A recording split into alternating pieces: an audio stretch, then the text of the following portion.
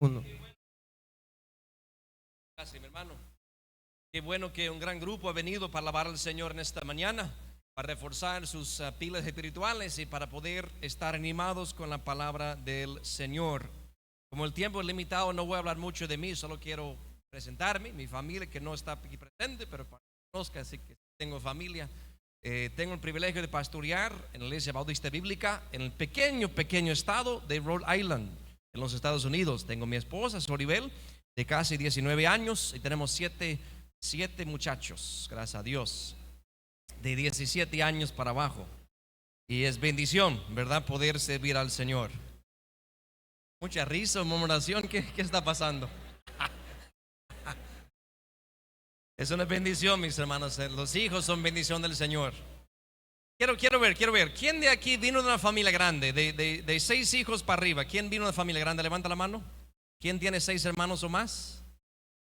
Algunos. Es bendición, ¿no es cierto? No es una carga. Es bendición de parte del Señor. Quiero agradecer al pastor Silas y su hermosa familia por sus atenciones durante estos días. Venimos el día jueves por la noche, por la madrugada, que la verdad han sido muy hospitalarios con nosotros, y agradezco a ellos y también los hermanos que nos han atendido de una forma muy especial. He venido, mis hermanos, para ser una ayuda para la congregación, una fuente de ánimo. Cada vez que me toca predicar en una iglesia, yo quiero predicar lo que el Señor ponga en mi corazón. Su pastor no me sopla nada de lo que pudiera ser un problema. Simplemente lo dejamos a la libertad del Señor. Aparte de lo que yo he conocido pues ayer y anteayer, yo no los conozco a ustedes. Por su presencia y por su gozo y su ánimo puedo pensar y correctamente que son de la familia de Dios. Somos hijos de Dios por la fe en Cristo, y con eso basta.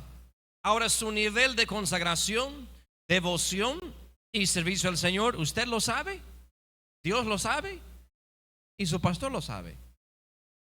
Quisiera animarles en esta mañana, mis hermanos, a través de la palabra acerca del servicio en la casa de Dios.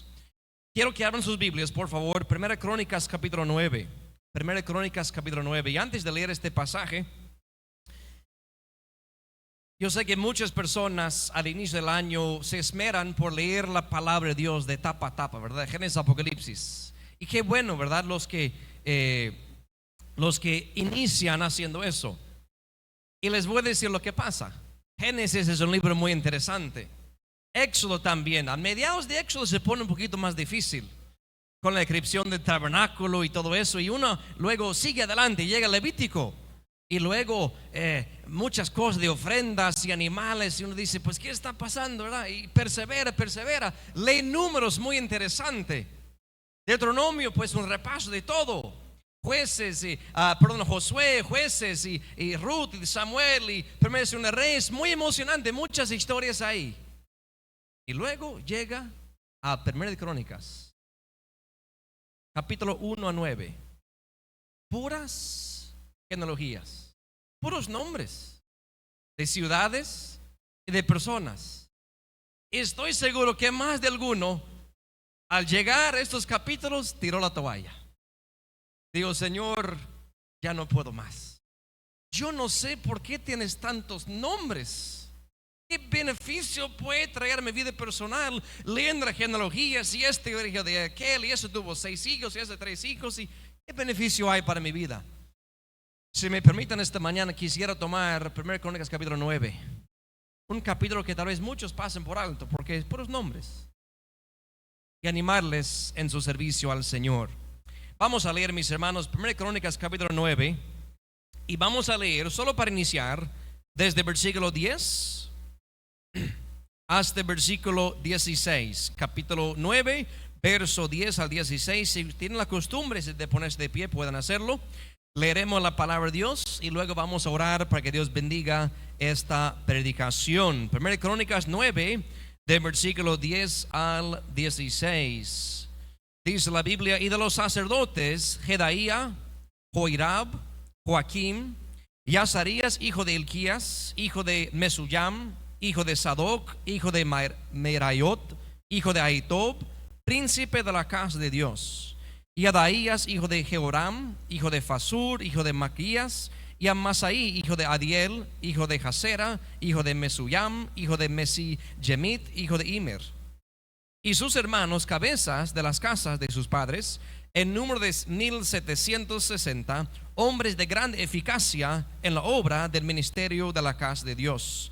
Y de los levitas, Semeías, hijo de Asub, hijo de Asricam, hijo de Asabías, de los hijos de Merari, y Bacar, Eres y Galal, y Matanía, hijo de Micás, hijo de Sicri, hijo de Asaf, y Abadías, hijo de Semeías, hijo de Galal, hijo de Idutum, y Beraquías, hijo de Asa, hijo de Elcana, el cual habitó en las aldeas de Netofati. Vamos a orar. Padre celestial, gracias por el deseo que tenemos de estar en tu casa. De todos los lugares donde podríamos haber venido, aquí estamos, Señor, buscando tu presencia, buscando la comunión contigo y con nuestros hermanos en Cristo. Y durante estos momentos nos hemos apartado del mundo, nos hemos apartado de cosas cotidianas, quehaceres, y estamos con tu pueblo, con tu palabra, con tu Santo Espíritu, y deseando que tú nos hables en esta mañana. Señor, yo como siervo, como vaso en tus manos, deseo ser de bendición para mis hermanos. Y yo te ruego, Padre, que cualquier impedimento, cualquier obstáculo, cualquier pecado sea quitado de nuestras mentes y corazones para que podamos recibir este manjar espiritual. Señor, ayúdame para ser un canal de bendición para mis hermanos en Cristo. En el poderoso nombre de Cristo que pedimos todo esto. Amén y amén. Pueden tomar asiento, mis hermanos. Muchas gracias. Como ya les dije, este capítulo está repleto de nombres. Y corremos el riesgo cuando leemos la Biblia de simplemente pasar por alto los nombres. Ahora bien, el mensaje que traigo no es basado únicamente en los nombres. Vamos a mirar detalles y otras cosas, ¿verdad? Pero aquí el punto es que en cualquier parte de la palabra de Dios, desde Génesis a Apocalipsis, podemos encontrar pan espiritual, porque la palabra de Dios es viva y es eficaz. Y estoy seguro que esto que fue escrito hace miles de años tiene relevancia para nosotros en el día de hoy. Vamos a analizar este capítulo un poco y ver que describe diferentes servicios, diferentes tareas que hacían en la casa de Dios, lo que conocemos como el templo. Y podemos ver que los servicios caen en dos categorías. Podemos encontrar categorías o trabajos espirituales, igual que trabajos físicos. Pero una cosa es cierta: toda labor que se hacía en la casa de Dios tenía por meta dar gloria a Dios. El apóstol Pablo nos dice a nosotros como creyentes: si coméis o bebéis o hacéis cualquier otra cosa, hacedlo ¿a quién? Para la gloria de Dios, no para la gloria de uno mismo. Y estoy hablando en grupo de personas, hijos de Dios, hermanos en Cristo, que debemos entender que cualquier servicio que rindamos al Señor no es para gloria de uno mismo, no es para vanagloriarnos, no es para que nos aplauden, no es para que nos tengan en alta estima. Más bien, cualquier trabajo que hacemos para el Señor, sea grande, sea pequeño, es hecho para la gloria de Dios. Así que si tenemos eso como meta, de dar gloria a Dios, nosotros seremos un canal de bendición para los demás, porque cada persona mencionada aquí, con su trabajo respectivo, sirvió como canal de bendición, tanto para el pueblo de Israel como los extranjeros que venían a la casa de Dios porque habían oído del gran nombre de nuestro Dios. Así que vamos a correr por el capítulo observando diferentes puestos y haciendo aplicación para nosotros en la iglesia. Primeramente tenemos el papel de sacerdote. Miren versículo 10. Y de los sacerdotes, y luego menciona muchos diferentes nombres de los sacerdotes. Tal vez la posición con más reconocimiento en ese entonces, el trabajo del sacerdote. El sacerdote tenía un vestuario muy distinto, muy singular. No andaba vestido como los demás. El sacerdote era un papel que recibía o iniciaba con una unción. Podemos leer, y anótenlo si quieren, el tiempo no va a permitir leer todos los pasajes. En Éxodo 28, verso 1, Dios eligió a Aarón ¿verdad? El hermano mayor de Moisés para ser el sacerdote. Y luego por el linaje de Aarón y la tribu de Leví vinieron los sacerdotes en el tiempo de Israel. Desde ese entonces esos hombres llamados sacerdotes servían en un papel muy importante para la nación de Israel. Porque los sacerdotes servían como mediadores entre Dios santo y el hombre pecador. Sabemos que Israel operaba bajo una economía de sacrificios de animales, ¿verdad? Cuando un hombre o una mujer hubiese pecado, tenía que llevar un sacrificio adecuado para la casa de Dios. Pero ellos mismos no ofrecían el sacrificio, más bien lo presentaba el sacerdote. El sacerdote analizaba el sacrificio para estar seguro que era apropiado según el delito que uno hubiese cometido. Y a su vez el sacerdote hacía reconciliación por ese pecador que hubiese venido. En ciertas ocasiones el sacerdote hacía sacrificio por él mismo, a veces por un individuo, y en ciertos días por toda la nación.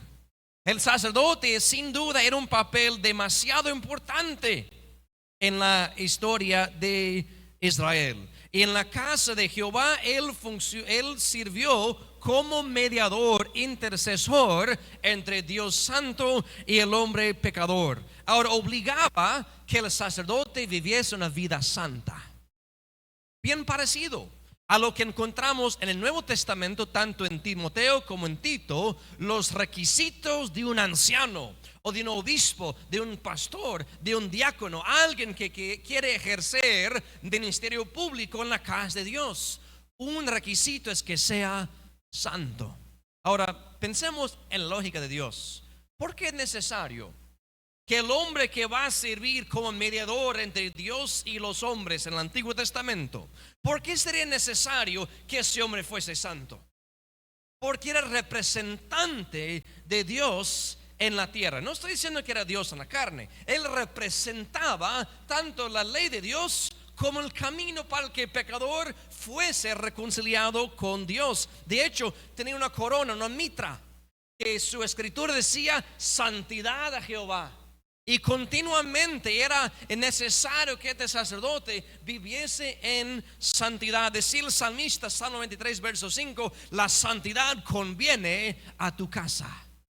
Punto es, mis hermanos, el primer papel que encontramos es el del sacerdote. Ahora, alguien puede decir, pastor, entiendo eso, pero estamos en el Nuevo Testamento y ya no necesitamos un sacerdote para acercarnos a Dios. Es más, hay un solo mediador, ¿no es cierto?, entre Dios y los hombres, y es Jesucristo hombre. Eso es más que seguro. Pero quiero que me vean, por favor, Apocalipsis 1, con su lugar en Crónicas siempre. Quiero que vean Apocalipsis 1, versículos 5 y 6. Quiero que vean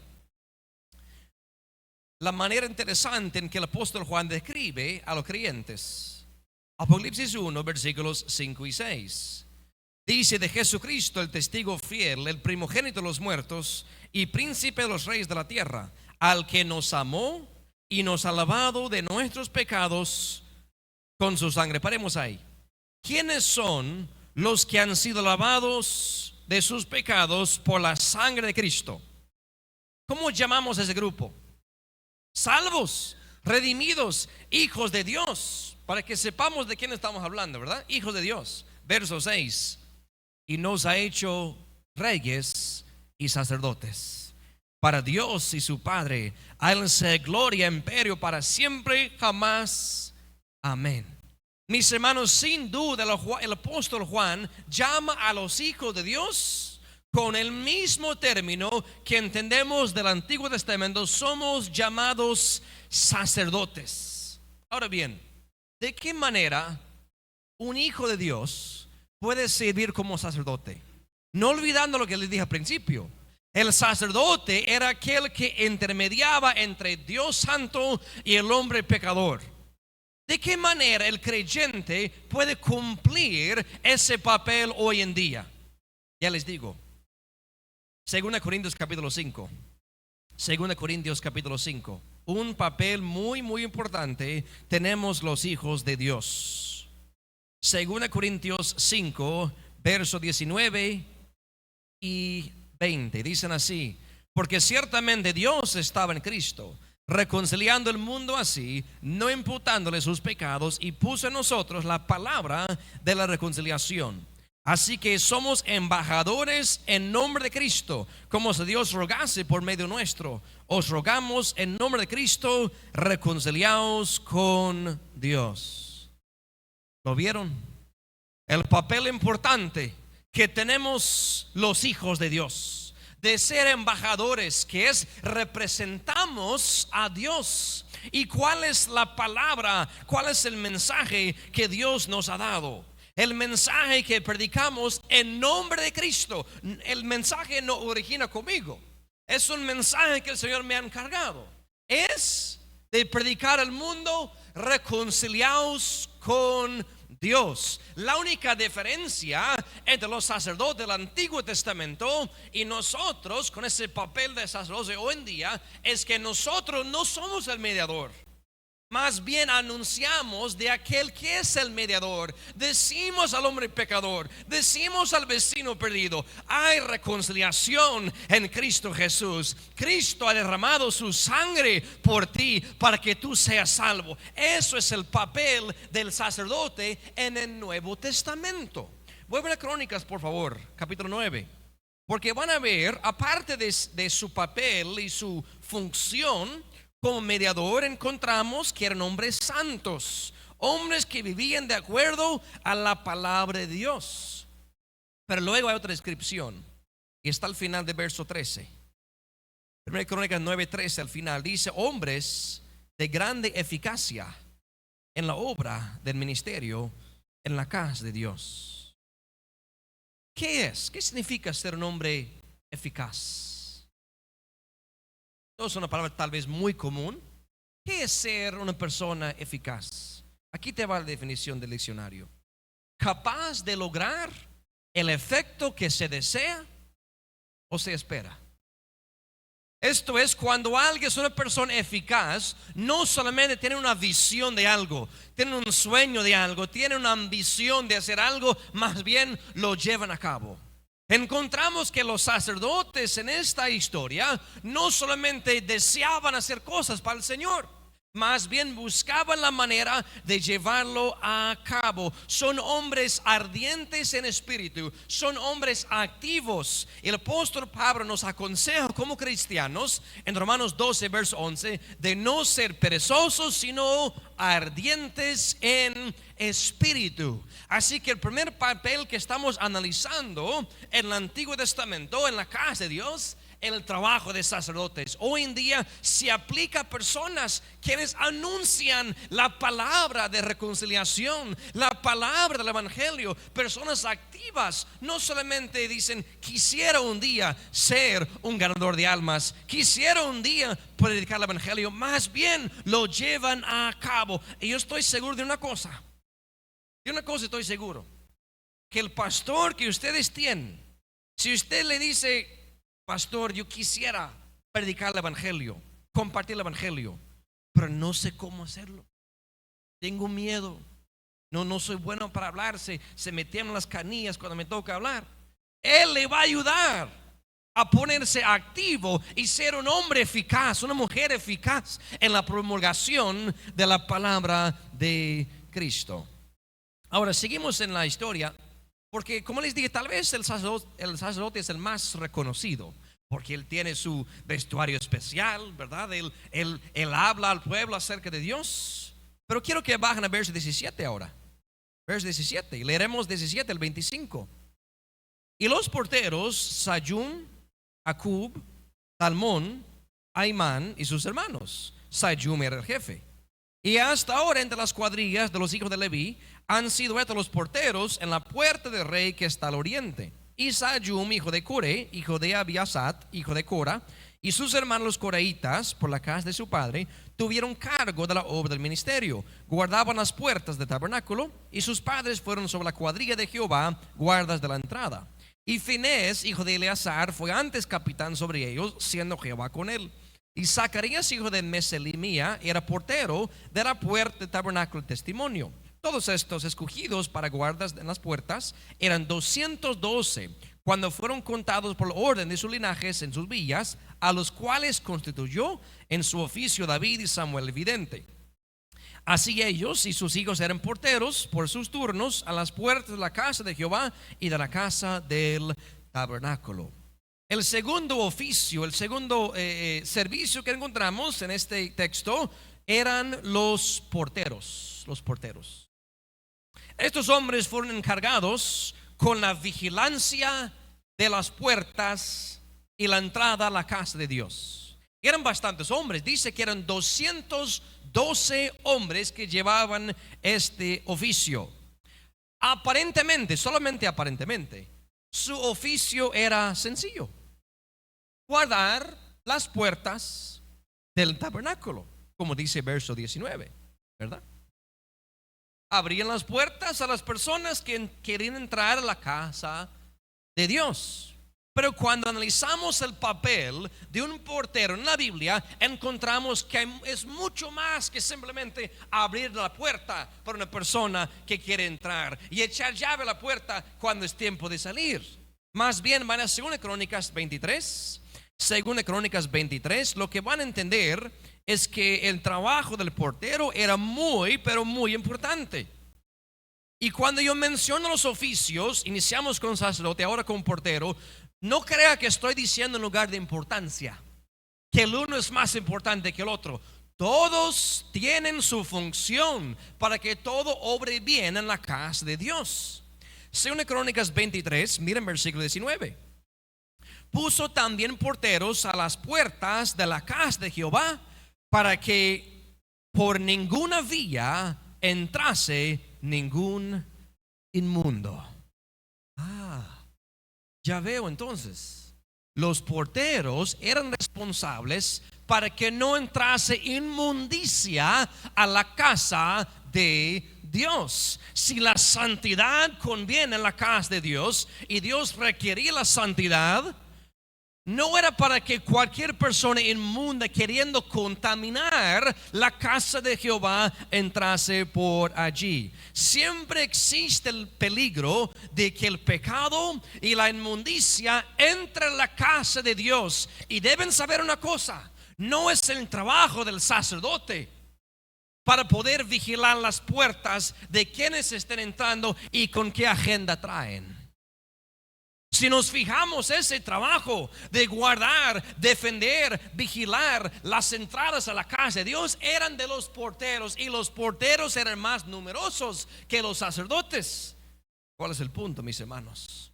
Hoy en día necesitamos hombres y mujeres quienes actúan como porteros. Dice, pastor, ya tenemos unos chavos ahí que abren la puerta. Más de ahí.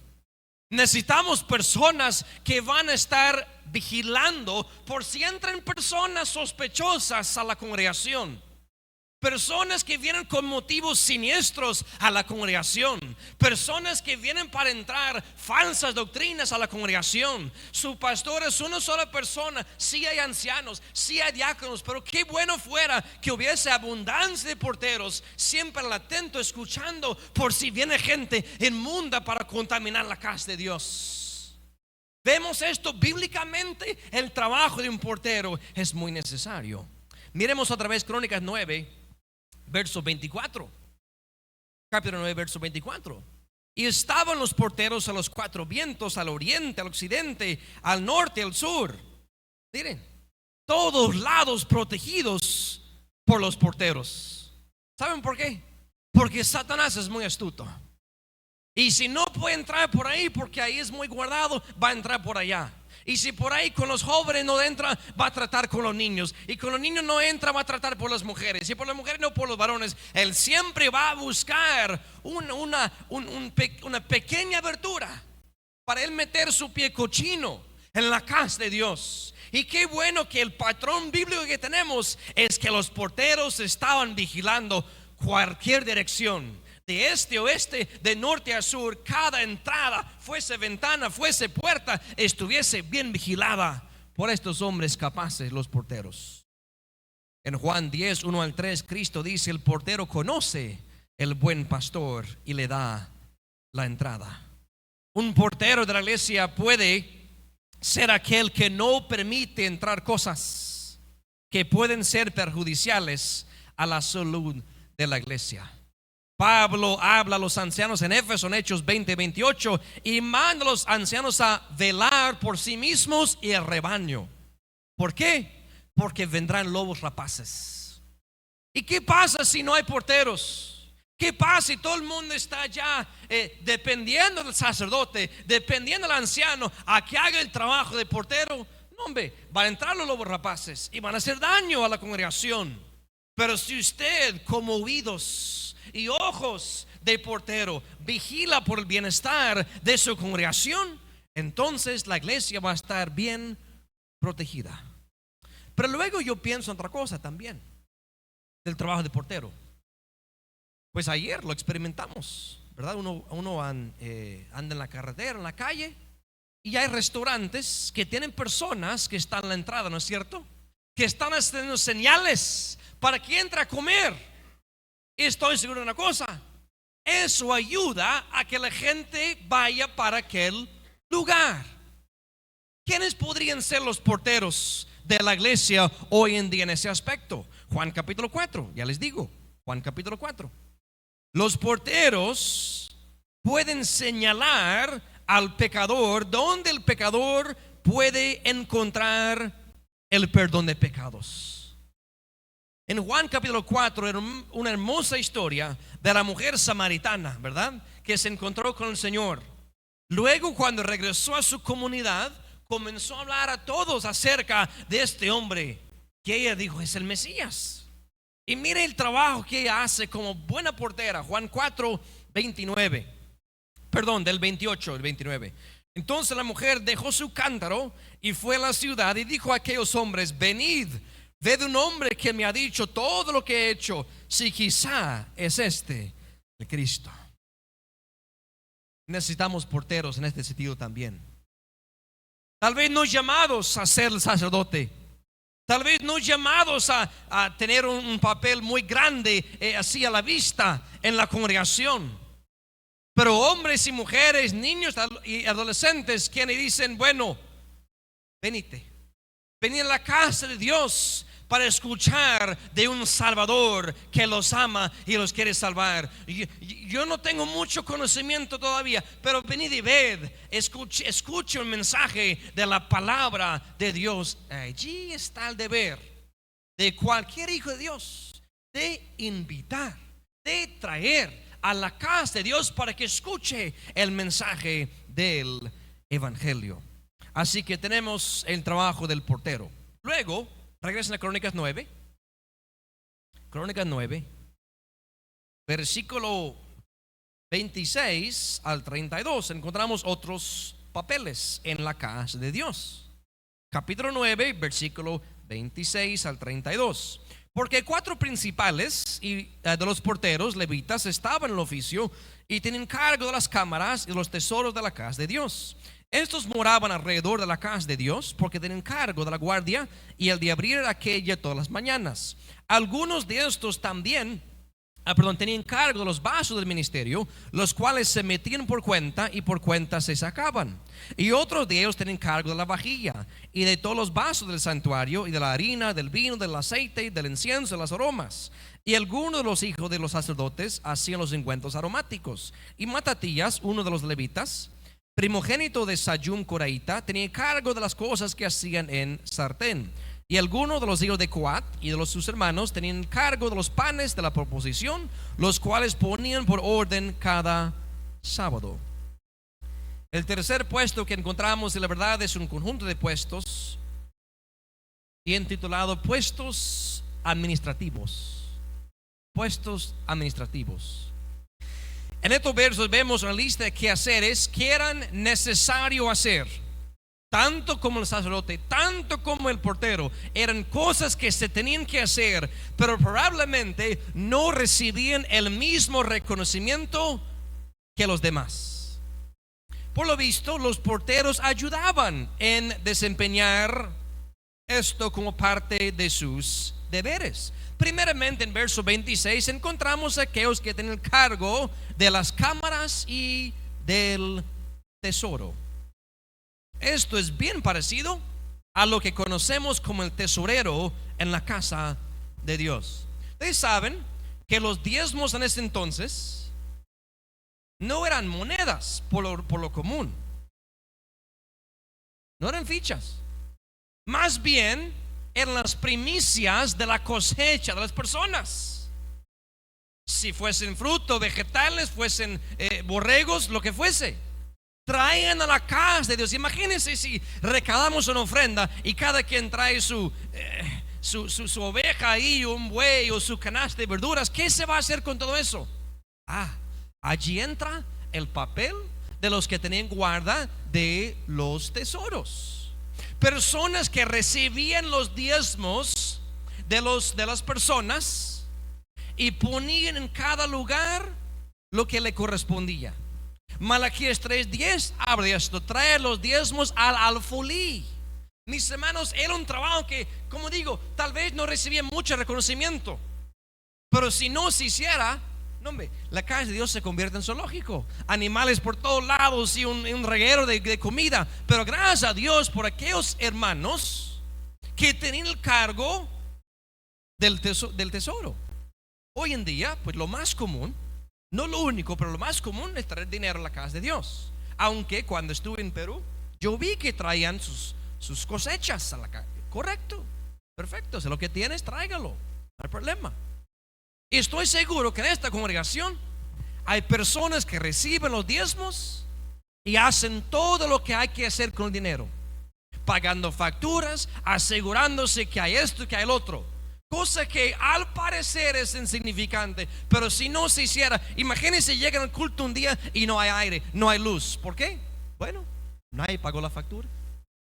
Imagínense, un trabajo importante para que todo obre bien en la casa de Dios. Aparte de eso, tenemos los que tienen el cargo de los vasos y de los utensilios, verso 27 y verso 28. Ahora, estas cosas fueron mandados por Dios a hacer. Todo lo que usted encontraba en el tabernáculo y luego el templo eran cosas que Dios mandó a hacer. Él mandó a hacer esas cosas. Y luego había personas que tenían el deber, como dice el versículo 27 y 28, de contarlos, y cuando se ponían en su lugar, como cuando se sacaban de su lugar. Esto parece ser un trabajo meticuloso, es más innecesario. Pues ¿a quién le importa que estemos registrando cuándo se saca un vaso de la casa y cuándo se pone, cuándo se usa utensilio y cuándo se guarda? Ustedes conocen qué pasa si no hay control en esto. Fácilmente ese vaso de oro desaparece y nadie sabe qué le pasó, o por descuido o por robo. Había personas que tenían que contar cada vez que se metía y cada vez que se guardaba algo de los utensilios en la casa de Dios. Pero luego se eleva a mi mente algo espiritual. El apóstol Pablo a Timoteo escribe lo siguiente: que somos vasos del Señor, en 2 Timoteo 2, 19, 21. Algunos para honra y otros para deshonra. Y me pongo a pensar, miren el cuidado que esos hombres pusieron en contar y asegurarse de los utensilios en la casa de Dios. Y yo me pregunto, mejor dicho, yo pienso en un trabajo que también es importante en la iglesia, y son las personas que saben cuando hace falta un vaso por ahí. Estoy hablando de personas. Cuando hermano fulanita no vino, cuando hermano fulano no vino y ya lleva 2 semanas, es trabajo de pastor. ¿A poco? ¿A poco el sacerdote estaba a cargo de contar los vasos? No, otras personas. Quiero decir, mis hermanos, para que la iglesia opere bien, tiene que haber un interés de todos de aportar algo en la casa de Dios. Y esto es algo tal vez muy sencillo, de simplemente echar una llamada telefónica cuando usted ve que hay un utensilio del Señor que hace falta y que no ha estado. ¿Quién va a tomar el esmero de decir: yo voy a tomar ese cargo de ver cuando los hermanos no están en la casa del Señor. Quiero continuar. Verso 29 y 30 menciona otro cargo, y es de estar seguro que la comida usada en los sacrificios nunca se acababa. Verso 30 habla de esto, ¿verdad? Los vasos del santuario, la harina, vino, aceite, incienso, aromas. A todos nos gusta un buen compartir, tener refacción, tener refrigerio después del culto, ¿verdad? Y yo creo, si estoy bien, ustedes tienen algo después del culto, aunque sea algo sencillo, pan y café. Yo sé que aquí no pasa, solamente en los Estados Unidos pasa esto, pero es muy común que las mismas personas traen algo para compartir todas las semanas. La misma minoría. Ahora todos disfrutan, pero la minoría trae. Y tal vez todos los que disfrutan ni siquiera se piensan en cómo ha llegado esos alimentos ahí, hasta el día en que no lo hagan. Quiero decir, hay trabajos, mis hermanos, y cargos que cuando todo está en orden, usted ni siquiera se da cuenta. Pero el día en que haga falta, no, hombre, una murmuración de la grandeza de los hijos de Israel en Egipto. Cuando todo marcha bien, usted no sabe ni se le ocurre quién es que limpia los baños, quién se asegura que hay todo lo que se necesita para de la música, de himnarios, de literatura cristiana. Ni piensan en eso hasta el día en que haga falta. Punto es, mis hermanos, cada trabajo en la casa de Dios es importante. Haga su parte en la obra del Señor. Seguimos rápidamente. En verso 31 encontramos un señor llamado Matatías. Y es interesante que algunos cargos tenían varias personas, cienes o docenas. Matatías tenía un trabajo singular. Dice que él tenía cargo de las cosas que se hacían en sartén. El maestro de la cocina. Cada vez que se necesitaba una comida para alguien o algo, allí estaba Matatías para prepararlo. Obviamente Dios le había dado una habilidad para ser de bendición a la congregación. Ahora díganme ustedes, el que es muy dotado en la cocina puede tener su buen negocio abriendo un restaurante, ¿no es cierto? Porque tiene sus talentos, tiene su sazón y todo eso. Lo que me llama la atención es que aunque Matatías tuvo una habilidad singular, nadie más cocinaba en sartén como él. Él utilizó su don para beneficiar al pueblo de Dios. Ejemplo, en el Nuevo Testamento encontramos a Dorcas. ¿Se acuerdan? Ella hacía ropa para las viudas. Bien pudo haber vendido su ropa aparte, pero ella decidió utilizar su talento para el Señor. Quiero terminar con el último grupo que está en verso 33. Y de estos había cantores, principales de familias de los levitas, los cuales estaban en sus cámaras exentos, porque de día y de noche estaban en aquella obra. El último grupo que encontramos en este capítulo son los cantores, personas que ejercitaban su oficio, dice, de día y de noche. Ahora, no es pensar que, bueno, los mismos nunca descansaban, incesantemente cantaban.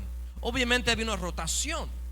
Punto es que cada vez que uno llegaba a la casa de Dios, fuese de día, fuese de noche, fuese por la tarde, a las 3 de la mañana, 5 de la tarde, no importa, alguien iba a estar alabando y adorando el nombre de Dios. Estos cantores, mis hermanos, se esmeraban por proveer un ambiente donde la mente de las personas estaba enfocada únicamente en Dios. Ni digamos, no cantaban así susurrados, alababan con gozo y alegría al Señor, de modo que las voces se escuchaban hasta afuera. Qué alegre es cuando los vecinos pasan por este lugar y escuchan no un tumulto, no una cacofonía, más bien escuchan alabanzas y cantos de adoración a nuestro Señor. Y qué bueno que hay personas que se esmeran aún en los instrumentos, en dirección de los cánticos, en componer cánticos para alabar al mismo Dios. Ustedes saben cuántas veces Dios manda en su libro a adorarle. El libro de Salmos está repleto de eso: alabar, adorar al mismo Dios. Ni digamos, Apocalipsis 4:8 describe un escenario celestial donde los ancianos y los seres vivos están incesantemente adorando al Señor. Así que, mis hermanos, hemos visto trabajos importantes en la casa de Dios. Vimos el sacerdote, vimos los porteros, vimos los puestos administrativos, vimos cocineros y vimos cantores. Quisiera terminar con este versículo, 1 Corintios capítulo 12. 1 Corintios capítulo 12. Ya con esto vamos a terminar y entregar el tiempo al que está dirigiendo luego de orar. 1 Corintios capítulo 12. Vuelvo y les digo, no los conozco la mayoría de ustedes. Usted sabe su nivel de involucramiento y de servicio. La exhortación mía para ustedes esta mañana es de ocuparse en algo en la casa del Señor, ocuparse en algún servicio. ¿Por qué? Capítulo 12 de Corintios, versículo 12 dice: porque de la manera que el cuerpo es uno y tiene muchos miembros, empero todos los miembros del cuerpo, siendo muchos, son un cuerpo, así también Cristo. Es una sola iglesia aquí. Son bastantes miembros. No todo el mundo puede ser la cabeza o la mano o el ojo o el oído. Hay muchos miembros, hay mucho servicio, hay mucha posibilidad de servir en la casa de Dios. Y estoy seguro que los líderes de esta congregación siempre están buscando a aquellas personas que tienen la disposición de servir y la fidelidad que aprueba su decisión de servir. Punto es, hermanos, usted como miembro de esta congregación debe buscar en qué servir al Señor. Vamos a orar a nuestro Dios, que este mensaje quede grabado en nuestros corazones. Padre celestial y nuestro gran Dios, gracias por tu palabra que siempre nos habla. Desde Génesis, Apocalipsis y aún por las genealogías de Crónicas encontramos ánimo, encontramos palabras de aliento para nuestras vidas. Señor, he tratado de animar a esta congregación esta mañana a servir, porque la vida del cristiano es una vida de servicio motivado por el agradecimiento por lo que tú has hecho por nosotros. Y tú, que conoces los corazones de cada uno, anímanos, Padre. Queme en nuestros corazones el deseo de servirte, y es que ese servicio siga hasta el final de nuestra vida, o que tú vengas por nosotros. Padre, haz que esta iglesia sea una iglesia de servidores, no la minoría, sino la mayoría, sirviéndote de todo corazón. Bendiga, Padre, los que ya están sirviendo, que nunca se desanimen, que nunca se agüiten, Señor, sino que su servicio sea hasta el final. Padre, pido una bendición sobre esta iglesia por sus esfuerzos evangelísticos y sus esfuerzos para avanzar el reino de Dios. En el nombre de Cristo pedimos todo esto.